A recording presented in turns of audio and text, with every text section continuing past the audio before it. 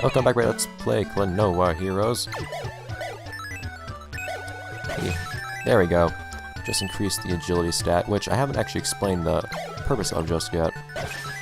Agility, as I kind of hinted at last episode, increases your crit rate, but it does more than just that. In fact, there are lots of, well, most stats in this game are really crippling to have very low. Of course, if you can't hurt enemies, then, well, whatever. If your attack stat is too low, in fact, you literally can't hurt enemies at all. It's not just you do little damage, you can't hurt them in any way, shape, or form. Kind of like, oh, well, maybe not like that, because it didn't have a little tink sound when I hit him, but still, it's something that will happen. Of course, you have defense low. Well, that means whenever you get hit, you're going to take a ton of damage. But if you have low agility, some very bad things happen. In fact, it's probably the most punishing stat to not increase. To see, agility doesn't just increase your ability. Hi, flying moose. Save some classics. Don't let these guys touch you, by the way. What they'll do is that they're actually under the. Oh, that's awesome. Actually, under the roofs. I never noticed that. So what? Hello. Don't let them touch you because they'll do that. They'll grab you and you just need to button mash to get out. But anyhow, agility just doesn't affect your likelihood of scoring a critical hit. It actually determines 3 other things. It determines the chance of an enemy scoring a critical hit on you, which is of course very important because if everything is a crit on you, well, that's kind of an issue. And crits in this game are actually quite strong. If you can get a high crit rate in this game, which you can, it's amazing. Your damage output increases absurdly. But not only do you take more damage if you have low agility because you're taking lots of crits, the other 2 things that depend upon your agility stat, eggs everywhere. This game has a lot of eggs, believe me. The other things that depend on your agility stat are hit rate, not just agility rate. See, missing is a thing in this game. Crits are nice too. Meaning, if your agility is low compared to that of your opponent, there is a chance that you will, come on, miss them. In fact, there's basically always a chance you'll miss them, but that chance is significantly larger. Sometimes it's best to just get caught by flying moose so you can just button mash and get rid of them quickly. So that is, of course, a problem. Because if you can't hit enemies, well, darn. That's another advantage of having very high agility, though. If you have high agility, not only do you land lots of crits, but other enemies can't hit you at all. So what can happen is, maybe they'll deal some amount of damage to you when they hit you, but they won't do a lot because they won't do crits. But when enemies do try to hit you, most of the time they won't actually damage you at all because they'll miss. It's very interesting. Actually putting thought into your stats in this game, because believe me, this game does force you to think about it, and sometimes you'll have to respec a little bit, depending on what is being asked of you. Come on, dude. I'm here, I'm in swooping range. This game does strongly favor min-maxing, though, which is why I'm discussing the issues of not having good agility, because if you min-max the wrong way, you're gonna feel it. Okay. So, one, we have a key, which is what this we use on this lock here. Secondly, since we got hurt, items. It's really awkward pressing a select button to swap through items, but yes, you can swap through items here. Right now I only have one, and you can use them using the trigger that's defined in this menu here. Normally, right trigger uses items. I'm not gonna worry about that just yet, because I can get through this and then just heal after I finish the level.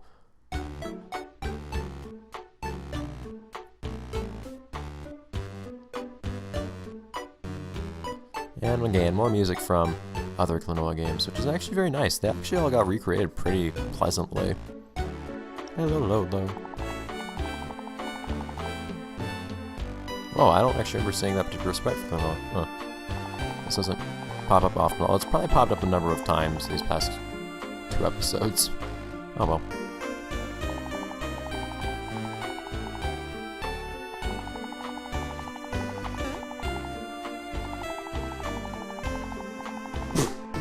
Ah.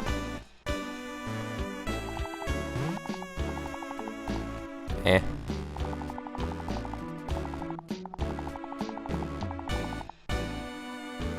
Well. Oh hey, we got our first accessory. Aside from increasing our stats. Boop. Oh dear. No, we're not going to advance the text, pressing the wrong trigger button. So these things are accessories, this little screen here. And basically, you just equip little accessories to do things. Some of them can do much more interesting things than just increase your attack stat by 3, but hey, increase your attack stat by 3 is quite nice. So now you can see here, the natural 24, natural 3, natural 10, plus 3 makes it green 27 on the right. I got another egg. Oh dear. Well, and Poco telling us about some certain things. We got some tutorials added. Oh, well, that's... Well, we got some things added to the bestiary. That's part of it. That's one of the things it told us about. Read about... Once you kill certain numbers of enemies, you can get their stats. You can also get descriptions on them. Very long descriptions, too. I don't know what they are. They weren't translated, unfortunately. But anyhow, what I was going to talk about is lots of tutorials, actually incredibly useful. Like, they're really good. But I'm here to explain those things for you. Another inn, I don't know why you do that. Because we can just go here and say hello to a family member at the same time. Goodbye. Okay. See here, there's actually no vision for us to go to, so what do? Well, for one, you can go to the shop, actually.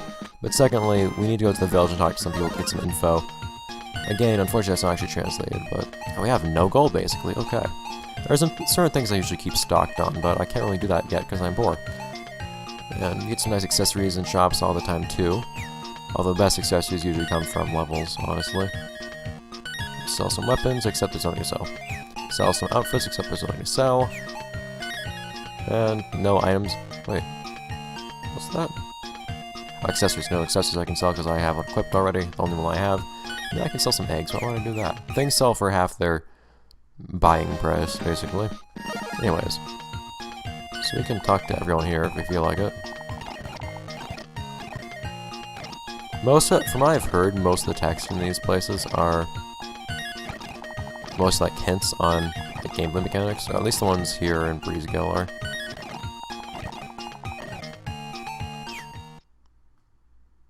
Anyways, talk to everyone, and then the new path appears. So it's probably the first person I talked to that actually made this appear. Anyhow.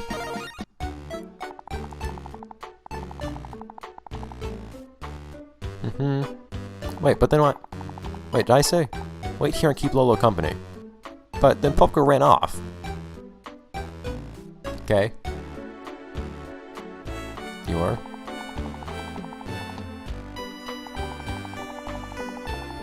Eh.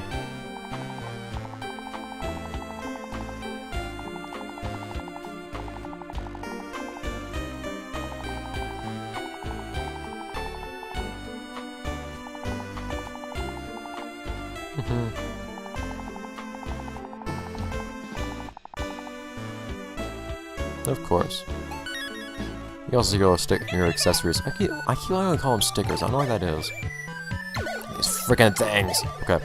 So those enemies that are running around there aren't normally that annoying. Well, they're not annoying now. They get really bad in the future. My god. For now, they're okay though. They also have brooms or something. Can't quite tell. Moves that I can one-shot. Beautiful. Other things I can one-shot. It's wonderful. Yeah, you can get freaking powerful in the beginning of the game. Because for some reason, well, when you begin the game, you become powerful a lot more quickly than everything else does. So if you can get cocky. It's not a good idea, but you can really get cocky with some of your stats. That's what I did the first time I played through the game, and some of the parts hit hard when that happens. Moo! Rippets.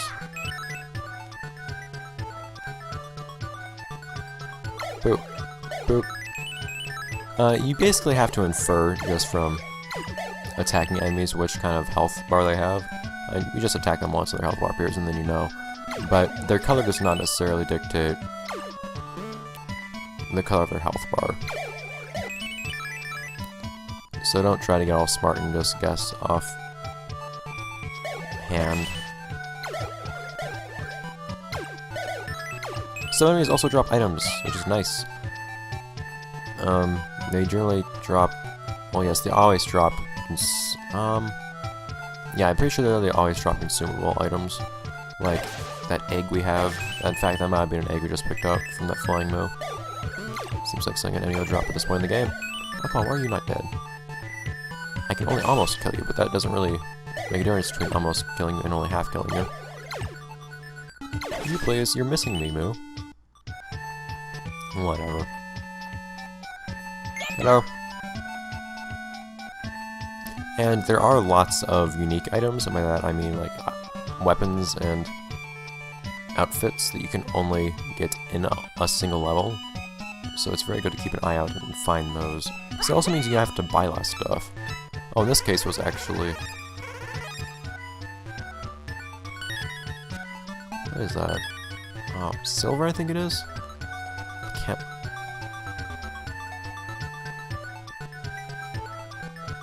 Doesn't look like it says silver. Or well, no, the Japanese prize its own word for silver. But I can sound these things out sometimes, but whatever. This actually does nothing. It's actually just worth money. It basically takes up inventory space. That's kind of all it really does, aside from being worth a small amount of cash once you sell it at a shop. That's the nice thing about it. So hold on to them when you can. They are unique, like I said. Well, kind of as I hinted at, I guess. It's consumables that are in infinite supply. Other things like those badges, that badge that I just picked up, the silver badge, those do not respawn anywhere ever. So enemies do not drop them as a result. But also something else that can be explained when it comes to chests is... is certain chests respawn whenever you re-enter a room and others don't. The ones that do respawn are items that are chests that hold consumables, such as eggs. If you find an egg in a chest, and then you, not that you know, but you find an egg in a chest and then you come back to that room, you can even just go to the next room and come back, or you can restart the whole mission, you will find another egg in its place. But if you find a weapon, for example, or a silver badge, you'll find no such thing next time you come through. There will be no chest there. Everything, go away. I don't really know how you guys are threatening anybody, but... That's not my concern.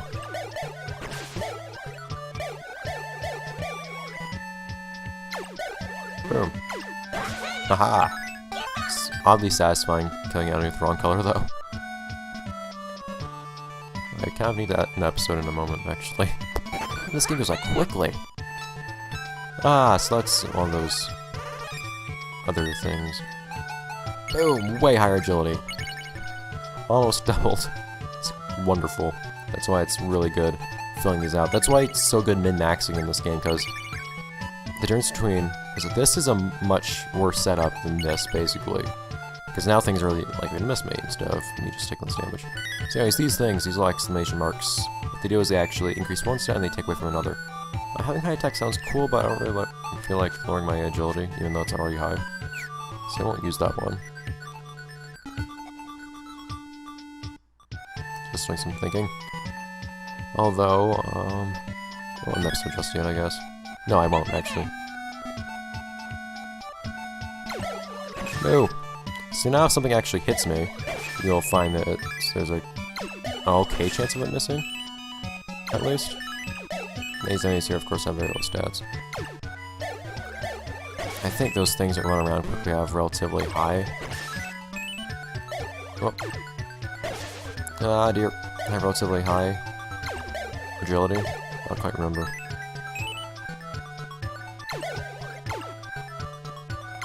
Come on. You'll find I'm getting a lot more crits now, which is nice. It does get to where you can pretty much depend on getting crits. Is this actually the way to get to the level? I think it is. You'll find I do lots of turning back in these places just to make sure I get everything, because not only is it really good to get all the items and weapons and whatnot, it's very good to get all of the experience. Believe me. And even they getting symbols in the middle of a level can be nice too sometimes, even though I like to be stocked up every time I enter a new vision. Bop. No. Bop. There you go. I love the way Klonoa's ears sway in the wind, or at least as he runs. And the relative wind of air as Klonoa runs through it. No! I nearly one-shot that thing. Huh, you know, actually, I probably would have one-shotted that flying Moo just then if I had been using that item I got. That accessory I just got. As soon as I actually got a crit on it, the higher attack probably would have helped me more. Oh, whatever. Is that everything in here? I believe so. It's that!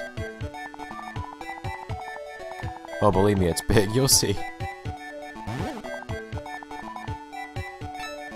Oh, why?